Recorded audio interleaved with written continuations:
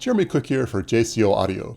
In this video, I'll be building a MIDI spoon piano. It uses 12 metal spoons as keys, fastened to a wooden base via 3D printed inserts. There's also a middle insert with 6 option pads. Everything is controlled by Raspberry Pi Pico and my Pico Touch 2 board via code written by musical hacker ToddBot. So, let's see how it's made. First, I modeled things up in Fusion 360. The base is made out of a 2x4 on top, and then a 2x10 on the bottom that I had left over. The inserts are made to slide into the top 2x4 via a hole, and they clamp down on the spoons to keep them secure. They also include a notch for DuPont-style jumpers which slide in and allow them to connect to the Pico Touch 2, and thus the Raspberry Pi Pico. The middle option pad came a little later after some initial trials. I'll talk about that a little further on in the video.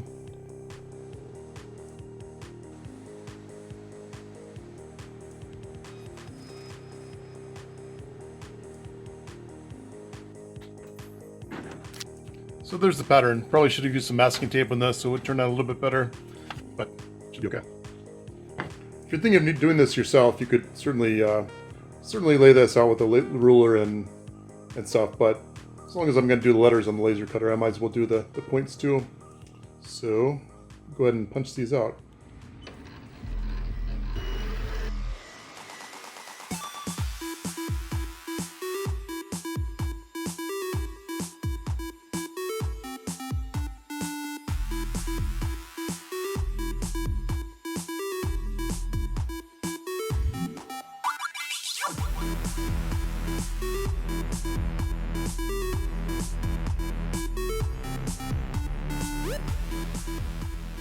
It's been a few hours and all 8 of these plugs are growing nicely. Give it a little more time and it should be good to go.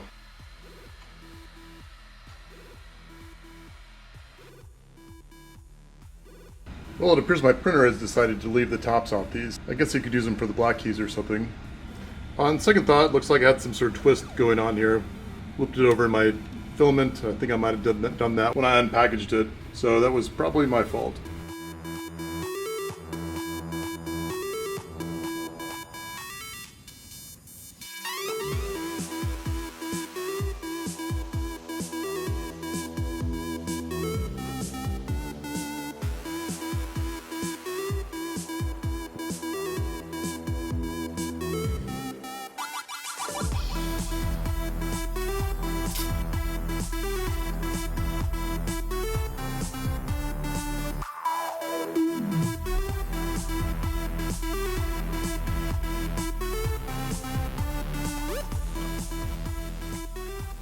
So there's C, D, E, F, G, A, and B, and then you'll have the sharp/flats up here, so the quote-unquote black keys or black spoons, even though they're mostly silver.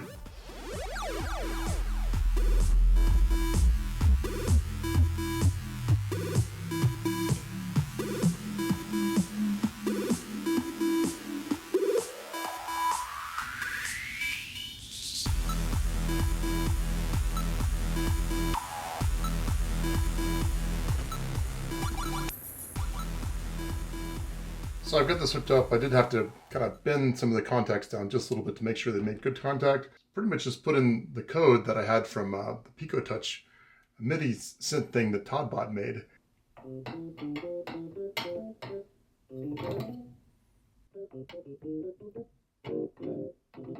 So with that working, I will go ahead and lock this down here, probably put some screws in there. And it's running off GarageBand now. I just pretty much plugged it in and it worked after programming it. So it's pretty awesome.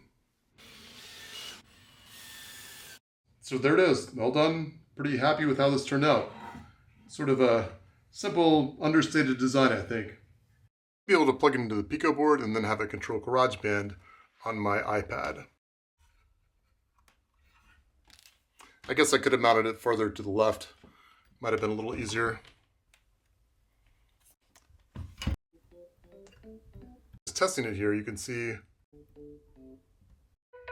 it's lower and I don't have much control over that. So as I'm going to put a octave up and octave down button. This is featured on ToddBot's Pico Touch board, and I think it's a good thing to have. You know, there's some other controls too, but I think the octave controller will be especially helpful.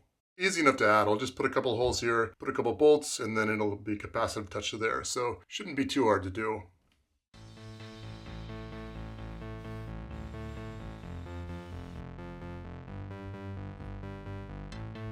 That doesn't look great.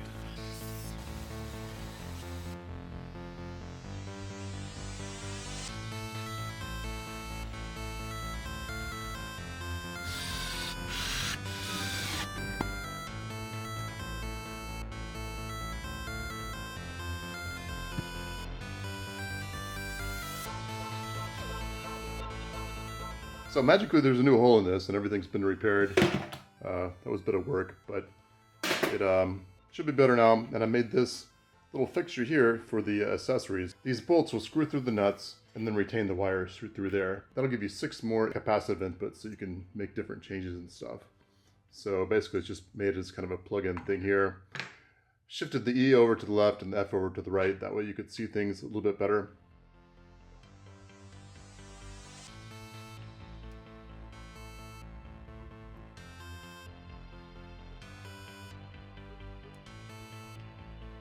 So the nut retains things while this the bolt goes through and clamps down on that. Also got a little cavity here where the wires can come down, so kind of helps with the wire management a little bit.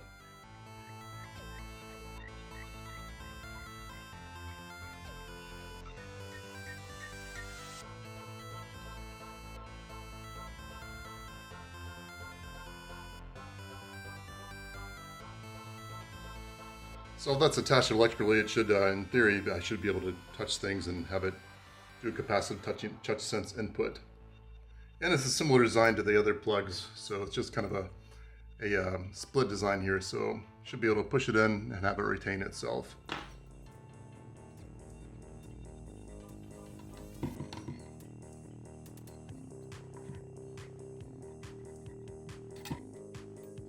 Alright, so everything's clear here. I guess I just need to figure out what goes where. Also might need to hot glue some stuff again. So the Pico is glued down, and hopefully the GPIO are in the right place. At least they'll be in places that we can adjust if we need through software, hopefully. Thought I'd do a little concert with it, just kind of trying it out. I've got something on here called Dance Anthem, running on GarageBand on my iPad. So let's see what happens here. So give it a C. And we can do the pitch up thing right here. So this one, when I press this, so it'll do a pitch up or a pitch down. And this is the middle one is the mod. And so let's see if hit C.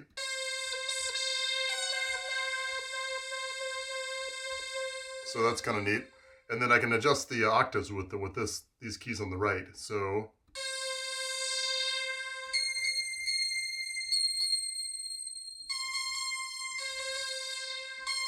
and then I can just kind of play normally. So C, D, E, F, G, A, B. And then you get the flat slash sharps here, the black keys.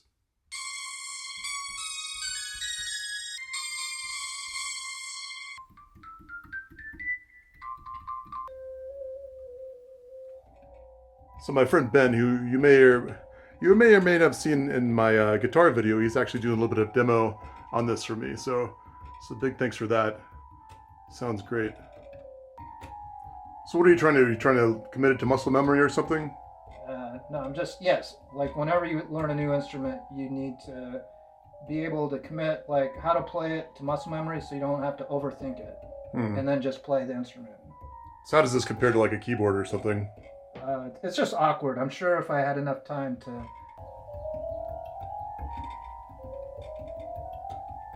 playing a white key, all of these are white keys, playing a white key with like on the inside of 2 black keys, it's a little hard to hit the white key.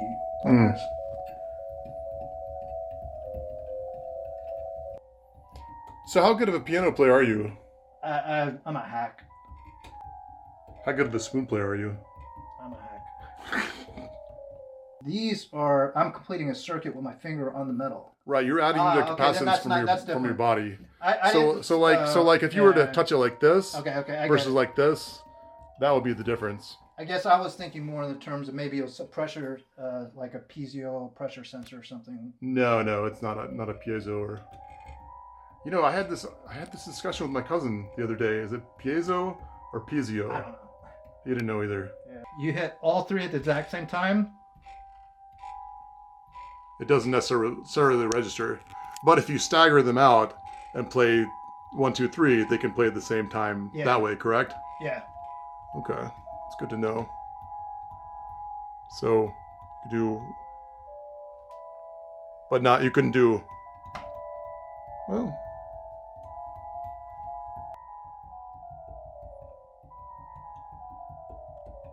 pretty happy with how this turned out. So yeah, maybe somebody will want to build their own. Pretty much just all 3D printed parts along with some off-the-shelf hardware. And of course my Pico Touch 2 board in here to allow for easy capacitive sensing. I guess you'll have to do some soldering on that unless somehow I start selling them with the pins soldered on, which maybe I will. So if you want that, let me know in the comments or wherever, and I can see if I can accommodate. But that's available on Tendy. The rest of it's available either through printing or you know, just what you saw in this video, sewing stuff and everything. So yeah, thanks for watching. This is Jeremy Cook for JCO Audio, signing off.